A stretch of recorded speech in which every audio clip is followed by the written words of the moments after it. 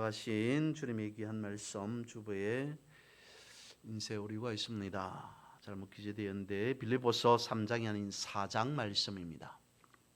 빌립보서 4장 6절에서 7절 제가 가진 신약 성경 322쪽입니다. 빌립보서 4장 6절과 7절 두 절 말씀 함께 읽으시겠습니다. 찾으셨으면 함께 보겠습니다. 시작. 아무것도 염려하지 말고 다만 모든 일에 기도와 간구로 너희 구할 것을 감사함으로 하나님께 아뢰라. 그리하면 모든 지각에 뛰어난 하나님의 평강이 그리스도 예수 안에서 너희 마음과 생각을 지키시리라. 아멘. 2023년 올 한 해의 마지막 드리는 수요 기도회입니다. 올 한 해를 되돌아보면 우리의 인생 자체를 살아온 날들을 되돌아보면 찾아오는 반갑지 않은 불청객과 같은 것 중에 하나가 염려와 근심, 걱정이지 않을까 싶습니다. 먹고 살아가는 문제에 있어서 자녀들의 문제에, 건강의 문제, 그 외 기타 여러 가지 등등의 많은 문제들을 우리는 어쩌면 안고 살아가게 되는 것 같습니다. 마치 전쟁에서 적군이 아군 몰래 지뢰를 매설해 놓은 것과 같이 사탄이 숨겨놓은 우리의 삶에 언저리 고비마다 염려나 근심, 걱정, 불안들을 매설해 놓은 것 같습니다. 그래서 많은 사람들이 많은 삶 속에서 다양하게 사탄의 숨겨놓은 그러한 것들의 피해를 입게 되죠. 이웃나라 일본을 보면 어떻습니까? 잦은 지진과 태풍으로 여러 많은 피해를 입게 됨을 볼 수 있습니다. 그래야 해서 그러한 것으로 인한 젊은 세대는 현실 도피적인 그러한 양상 모습을 띠고 있다고 그러고요. 또한 일본 사람들은 자신의 인생에 대한 불안과 두려움을 호소하고 있다고 합니다. 그래서일까요? 유난히 일본에는 미신 우상들이 많이 있는 것 같습니다. 그런데 어떻습니까? 그런 환경적으로 여러 가지 요소에 의해서 부닥쳐오는 장애로 염려합니다. 불안합니다. 그래서 우상을 섬긴다고 그것이 해결됩니까? 그렇지 않습니다. 오직 예수 그리스도의 십자가의 은혜만이 인생의 문제 모든 것을 해결해 줄 수 있다는 겁니다. 주님만이 우리의 인생의 주인이기 때문이요. 주님만이 내 삶의 구원자 되시고 주관자 되시기 때문이라는 겁니다. 그래서 우리는 주님께 크고 작은 일들을, 삶 속에서 일어나는 모든 문제들을 아뢰고 고백하고 간구하고 기도해야 한다는 것이죠. 그래서 오늘 본문의 말씀 첫 번째를 보면 이렇게 6절의 말씀은 시작하고 있습니다. 아무것도 염려하지 말고 다만 모든 일에 기도와 간구로. 올 한 해만 보더라도 기도에 대한 부분에서 말씀을 수차례 드렸습니다. 어쩌면 더 이상 기도에 대한 말씀을 드리지 않더라도 기도에 대한 부분을 충분히 알 수 있을 만큼 되었을 겁니다. 그럼에도 말씀에서 성경을 통하여서 다시 한번 기도에 대해서 말씀을 잠시 살펴보고자 합니다. 기도란 무엇입니까? 흔히들 이렇게 이야기를 합니다. 기도란 성도에게 있어서 호흡과 같은 것이다. 그러면 기도를 살펴보려면, 기도가 무엇인지를 알아보려면 호흡하는 것이 무엇인지를 우리는 기본적으로 알고 있어야 하겠다는 겁니다. 하나님께서 아담을 먼저 흙으로 만드시고 그 코에 하나님의 호흡을 불어넣어 주었습니다. 그러자 흙이 되었던, 흙으로 지어졌던 아담이 생명이 되었다, 호흡하는 사람이 되었다라고 성경은 말씀해 주고 있습니다. 그래서 우리는 끊임없이 살아가면서 들숨 날숨에 호흡을 하면서 살아가게 됩니다. 그렇다면 우리의 육신이 코로서 입으로 호흡하며 살아간다면 우리의 영은 어떻게 호흡해야 하는 거겠습니까? 하나님께서 흙으로 지으신 아담에게 생기를 불어넣어서 생명이 되었다, 비로소 산 사람이 호흡하는 사람이 되었다라고 하는 것은 육신적인 호흡하는 인간, 인류가 되었다라고 하는 것만 말씀하고 있는 것이 아니라, 어쩌면 그것은 아담에게 호흡을 불어넣음으로 우리의 영이, 사람의 영이 하나님과의 호흡이 들숨날숨과 같이 지속되어야 된다라고 하는 것까지 말씀하고 있는 것은 아니겠습니까? 그렇다면 우리의 영은 무엇으로 호흡해야 되는가? 하나님의 공기로 호흡해야 된다. 하나님께서 불어넣어 주시는 그러한 산소로 우리가 끊임없이 들숨날숨으로 호흡해야 우리의 영이 살아있는 영이 된다. 우리의 영이 호흡을 지속할 수 있게 된다라는 것 아니겠습니까? 그러면 영으로 우리가 호흡한다라고 하는 것을 다른 말로 하면 무엇이 되어지는 겁니까? 바로 기도라는 것이죠. 그런데 오늘 본문의 말씀에 보면 기도하라, 간구하라 라고만 말씀하지 아니하고 이렇게 말씀하고 있습니다. 아무것도 염려하지 말고. 그저 기도하라 라고 말씀하지 아니하고 아무것도 염려하지 말고 호흡하라, 기도하라 라고 말씀을 하고 있습니다. 오늘 본문에 등장하는 염려라고 하는 이 단어를 염증이라고 하는 말로 바꿔서 한번 생각해 봅니다. 사람이 코로 입으로 호흡하는 기관에 염증이 생기면 제대로 숨을 쉴 수가 없습니다. 호흡할 수가 없게 되겠죠. 그러면 기도에 염증이 발생한다면 어떻게 되겠습니까? 기도하는 데에 염려라고 하는 염증이 발생한다면 역시 제대로 기도를 할 수 없게 된다라고 하는 거죠. 그러니까 염려하지 말라는 것은 기도의 염증 유발 인자를 제거하라라고 하는 그 말씀인 겁니다. 생각해 보면 우리가 기도합니다.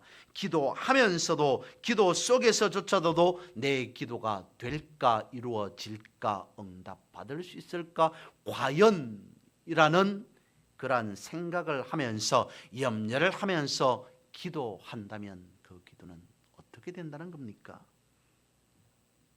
그렇게 하는 기도는 먼저 염려라고 하는 막이 생겼기 때문에 상달되기 힘들다라는 것 아니겠습니까?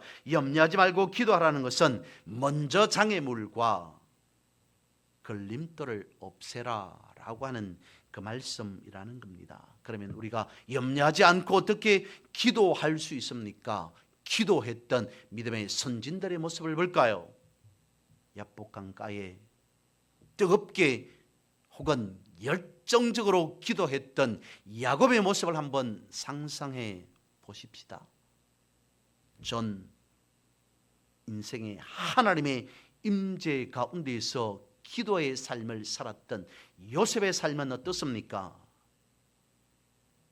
도저히 이해할 수 없는 그런 고난 속에서 오직 하나님만 바라보고 기도하였던 욥의 모습은 어떻을까요? 어려움 속에서, 환난 가운데서, 고난 가운데, 죽음의 위협 앞에서 오히려 그것을 성화시켜서 예배하는 자로서, 찬양하는 자로서의 삶을 살았던 다윗은 또 어떻습니까? 사역의, 선교의 사역의 현장 속에서 오직 주님만을 바라보며 철저하게 기도하였던 사도 바울의 모습은 또 어떻습니까? 저들을 바라보면서 오늘 본문으로 돌아와 보면 저들은 염려하며 기도하지 않았다, 염려하지 않고 기도했다라고 확실히 말할 수 있지 않을까 싶습니다. 이와 같이 기도로 승리한 자와 같이 염려하지 말고 기도하라, 간구하라 라고 말씀하고 있다는 거죠. 마태복음 말씀에 보면 너는 기도할 때 내 골방이들아 문을 닫고 엄밀한 중에 계신 내 아버지께 기도하라. 엄밀한 중에 보시는 내 아버지께서 갚으실 것이다. 데살로니가전서 쉬지 말고 기도하라. 골로새서 기도를 계속하고 기도에 감사함으로 깨어 있으라. 수없이 많은 말씀 가운데 기도에 대한 말씀이 있습니다. 2023년 올 한 해를 다 보내고 있는 이 연말에 기도에 대한 말씀을 바라보면서 우리에게 인생에 있어서 중요한 것이 과연 무엇인가를 지시해 주고 있는 듯합니다. 결국 우리는 기도를 통해서 하나님을 깊이 만남으로 상처가 치유되고 나아가 우리가 진실로 하나님 앞에 예배하는 예배자로서의 인생을 살아가도록 하나님께서 인도해 주시고 그런 하나님을 만나 경험케 하시는 것이 기도가 아니냐라고 하는 거죠.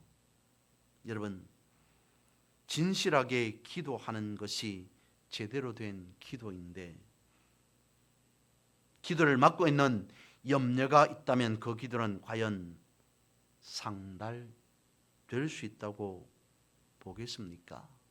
그런 측면에서 6절 하반절에서 이와 같이 말씀하고 있습니다. 너희 구할 것을 어떻게 해요? 감사함으로 하나님께 아뢰라. 감사함으로 기도하라. 감사함으로 아뢰라. 염려가 기도를 막고 있는 막이라면 감사라고 하는 것은 기도를 고속도로처럼 형통하게 해주는 것이다 라고 말씀하고 있습니다. 기도하되 그저 하지 말고 감사함으로 기도하라 라고 말씀하고 있습니다. 문제가 생겼습니다. 기도합니다. 그런데 먼저 그 문제를 놓고 하나님 이것을 어떻게 해결해 주시겠습니까? 불안해할 수밖에 없습니다. 염려할 수밖에 없습니다. 그런데도 오늘 본문의 말씀해 보니까 그렇지 말고 먼저 감사하며 하나님 앞에 아뢰라. 기도하라. 쉽지 않습니다. 감옥과 수도원의 생활은 별 차이가 없다라고들 말합니다.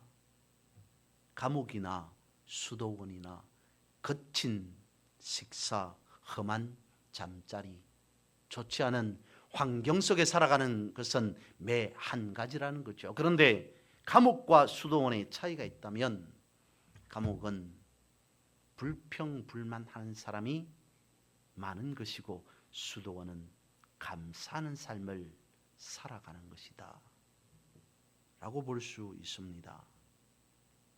감옥과 수도원의 차이는 불평하느냐, 같은 환경 속에서 여건 속에서 감사하느냐의 차이라는 거죠.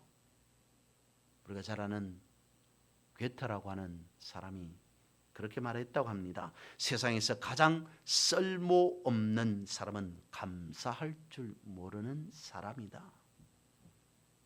감사는 세상에 살아가는 데 있어도 통합니다. 하물며 하나님께 기도하는 사람이 감사함이었다면 어떻게 되겠습니까? 생각해 보면 기도하기는 참 쉽습니다. 우리는 늘 일상 가운데에서 기도하고 있으니까요. 그런데 감사함으로 기도한다는 것은 그렇게 쉬운 것이 아님을 알 수 있습니다. 그럼에도 오늘 본문은 감사함으로 기도하라, 감사함으로 하나님 앞에 나아가라 라고 말씀하고 있습니다. 기도하는 사람이 어떻게 감사함으로 기도할 수 있겠습니까? 여러분, 하나님의 살아계심을 믿으십니까? 만일 하나님이 안 계신다고 생각하는 사람이 있다면 그 사람이 기도하는 사람이겠습니까? 그 사람이 기도하겠습니까? 우리가 기도한다는 것 자체는 하나님의 살아계심을 인정한다는 겁니다. 믿는다는 겁니다. 그러면서 의심하면서 기도하고 염려하면서 기도한다. 하나님의 살아계심을 인정하고 믿으면서 염려하면서 불안해하면서 기도한다. 그 기도가 과연 제대로 된 기도이겠느냐는 것입니다. 그러므로 하나님이 계시다는 걸 믿기에 우리는 오늘 본문의 말씀과 같이 기도할 수밖에 없다는 겁니다. 감사함으로 기도할 수 있어야 한다라는 거죠. 어떻게 감사함으로 우리가 기도할 수 있게 되겠습니까? 오늘 본문에서는 해답처럼 말씀하고 있습니다. 평강을 허락하리라고 말씀하고 있습니다.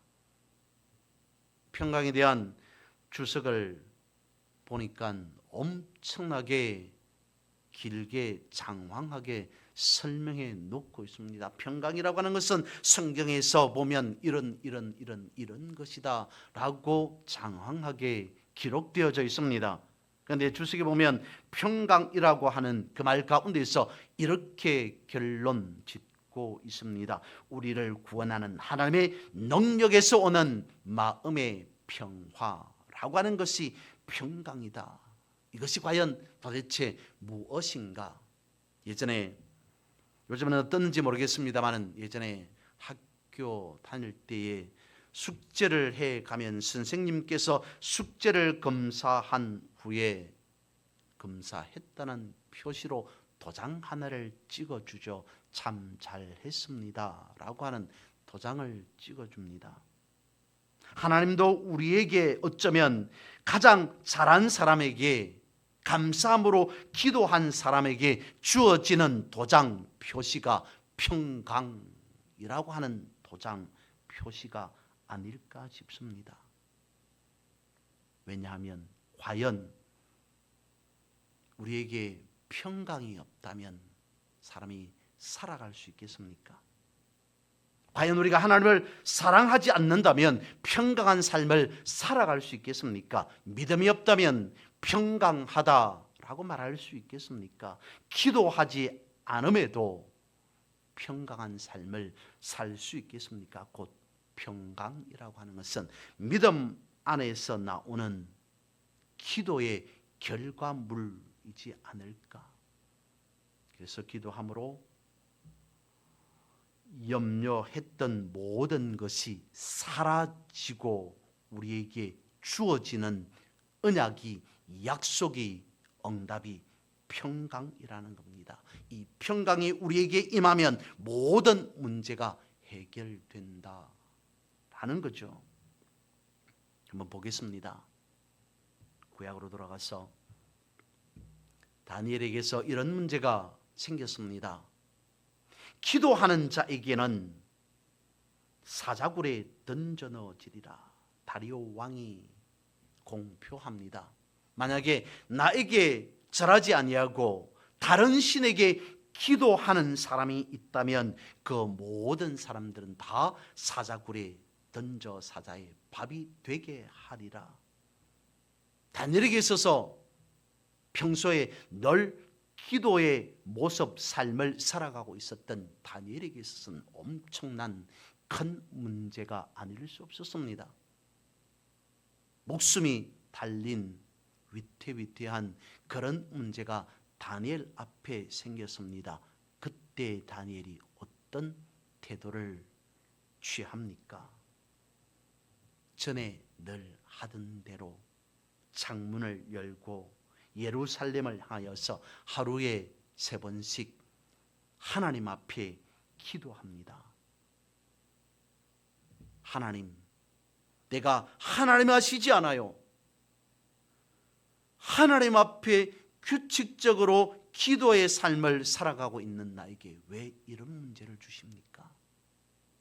내가 해결할 수 없는 사자굴에 던져 넣어 지을 수 있는 그러한 문제를 저에게 주십니까? 불평, 원망하면서 기도했다고요?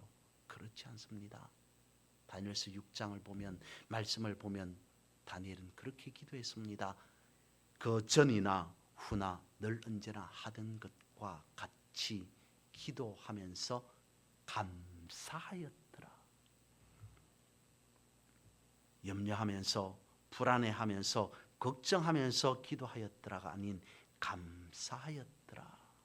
감사함으로 기도하였더라라고 기록되어져 있습니다. 하나님, 내 생명 여기까지 인도해 주셨고, 내가 살고 죽는 것은 이 나라를 다스리는 다리오가 아닌 하나님이심을 저는 믿습니다. 내 삶 모든 것 다 하나님께 맡기고 그저 나는 하나님 앞에 감사할 따름입니다. 그것이 다니엘이 가지고 있었던 절대적인 믿음이라는 거죠. 오늘 본문의 말씀 4장 7절에서 그렇게 말씀하고 있습니다. 그리하면 모든 지각에 뛰어나신 하나님의 평강이 그리스도 예수 안에서 너희 마음과 생각을 지키시리라. 평강을 허락하리라. 예수 그리스도께서 가지고 계셨던 그 평강을 우리에게 자산처럼 허락해 주신다라고 말씀하고 있습니다. 평강하다라고 하는 것은 예수 그리스도께서 소유하고 계셨던 거죠. 그것을 우리의 삶으로, 우리의 삶 속에 부어주신다, 허락하신다. 곧 상속자 된 우리에게 평강이라고 하는 자산을 허락해 주신다라고 말씀하고 있습니다. 그러므로 우리는 남은 올 한 해의 삶, 아니 우리에게 주어진 미래의 모든 삶 속에서 염려하지 아니하고 평강의 예수 그리스도를 소유한 기업의 삶을 살아가는 그런 우리 모두 여러분 되시기를 주님의 이름으로 축복합니다.